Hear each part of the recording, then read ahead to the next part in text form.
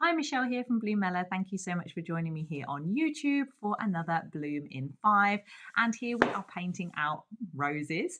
And as you can see, it's normally Bloom in 5, but we have an additional sneaky rose this week as well, so an extra one. So join me here on YouTube for the voiceover version, or you can join me over on my Patreon for the talk through, and I will provide everything that you need to paint these, including the sketch, reference images, and all of the color tools and mixes that you need.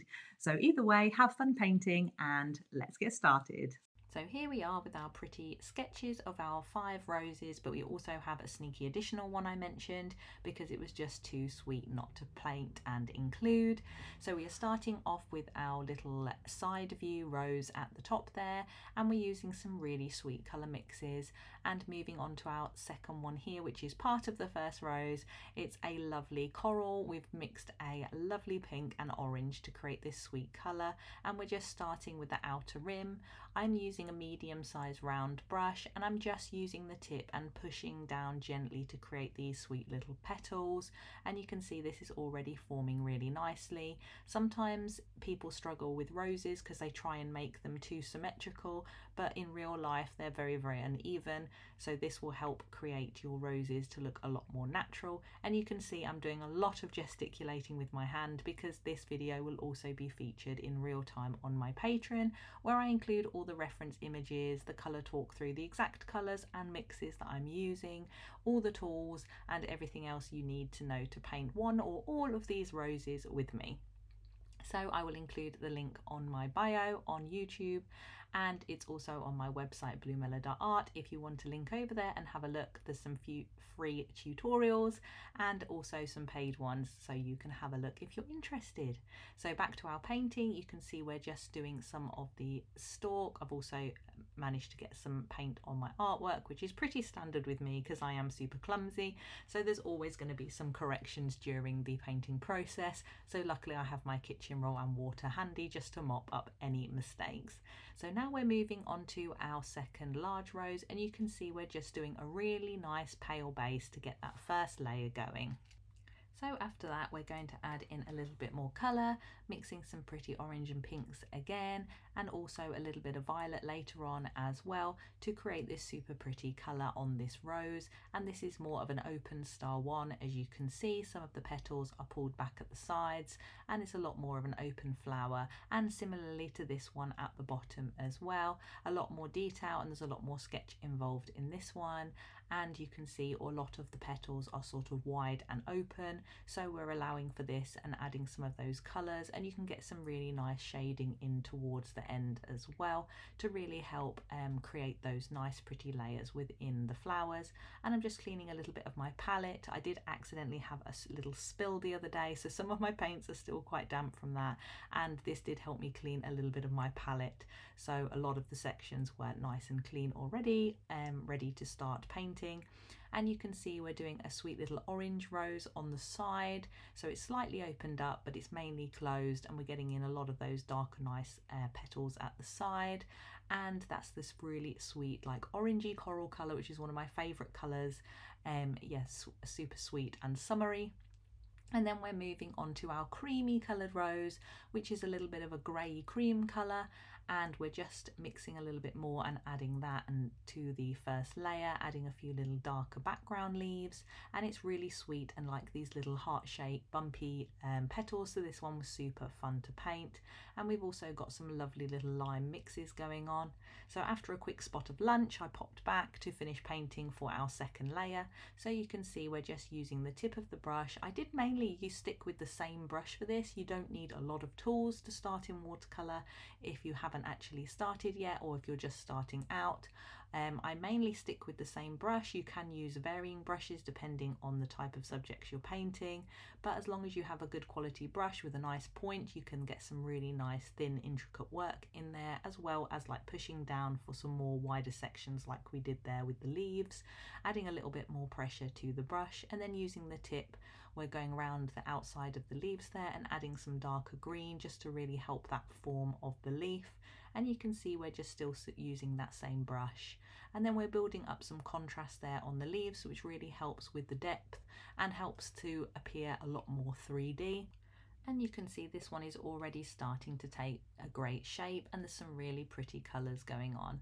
So we're just mixing some more colours now for our second little flower, our sneaky one, which is part of the first one, and just adding in some of those darker petals. And you can see we're using some C formations with our brush, which is a type of stroke just to help with those petals, and bringing it round using the tip, adding a little bit of a darker Payne's grey there just to add a little bit of that darker section to some of the outer petals and the inner petals, which really helps create that 3D look.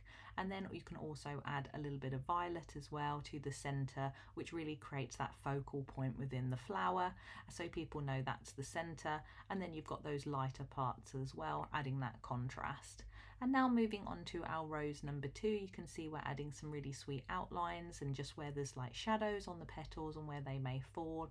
And we're using the thin part of the brush, the tip, and also the flat part of the brush just to cover more area there where needed. And we're going to allow for some of those pulled back and curled petals to show through as a highlighted area. And you can see we're just adding in a little bit of purple and a little bit of Payne's grey, which is a lovely mixture for soft roses to create a nice little sweet border and some lovely sweet little shadows within the flower. You don't need to reach just for the black, because this will make it appear too dark and a little bit too drastic for something that's supposed to be soft and light and sweet. So you can see we've just included a couple of the thorns there on the stem of that one, and then we're moving on to rose number 3. This one again is a very similar colour, but a slightly more open flower with a different angle to it. And you can see we're just doing some of the overlapping petals now, and just allowing for some of that nice shadow to come through and some of the outline on those pretty petals. So you can already see how just from 2 layers we've really created something quite beautiful with only 2 layers of watercolour. And it really is about patience and building up those layers through the ugly stages where they just look flat and boring and not a lot's going on.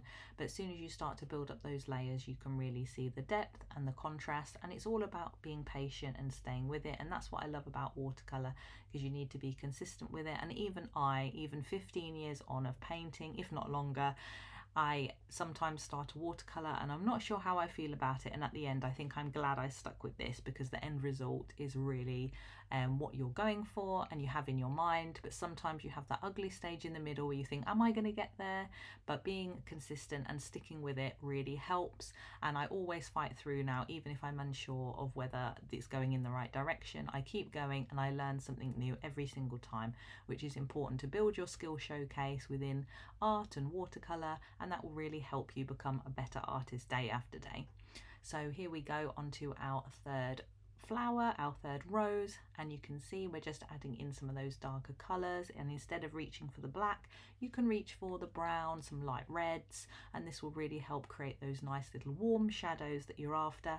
And you can blend those out with a little bit of water on the brush if they appear a little bit too harsh. And I love how this one is coming together now. And we're just mixing some more colour for our last and final rose, and we've got this really sweet grey cream colour going on, and we're just adding in a lot of that colour again, adding it all on top, because watercolour will dry a lot lighter than you think, the colours that you've done. So building those colours will really help create that depth and solidify the colour that you're after. So you can see we're just using the tip of the brush just to outline some of those petals and to create some of those details within, and we're just adding a bit of shaping on the actual petals themselves, just a few of those ridges and those defined textures that will really help bring it to life. And I'm just fiddling with the iPad there, bringing the image back up, no doubt, because the image is constantly like going off the screen. And then we are just adding a little bit more to that rose number 1, just a few of those defined little details and little colours coming through, that darker leaf behind, just finishing that up, and a little bit of edging on the rose itself. And you can see this is really coming together nicely now, and mixing some dark like pinky purples for the center. Again, like I mentioned with the coral flower, you don't need to reach for the black, you can use like a really nice deep purple, and this sort of mix will really help add that contrast and help the defined detail in between each petal really pop and will help create a really sweet finished rose. So we're just moving on to our second rose now, and you can see we're just adding in those really nice purpley grey shadows, and we're just mixing that round and blending those out just to create that really nice 3D look of this particular rose. And I really love this colour. It's a really lovely palette for spring and summer, making me feel very summery. And you can see I've got my pink cardigan on to go with the roses, which wasn't intentional, but now I mention it, I'm already in a spring summery mood.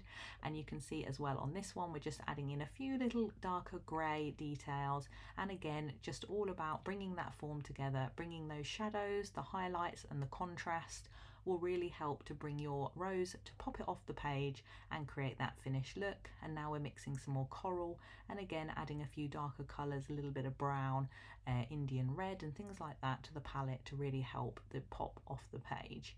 So you can see this is really coming together nicely. And we're just adding all of those final little details in our last layer. So we had a total of 3 layers to build up our lovely little roses. And again, if you would like to join me over on Patreon, you are more than welcome.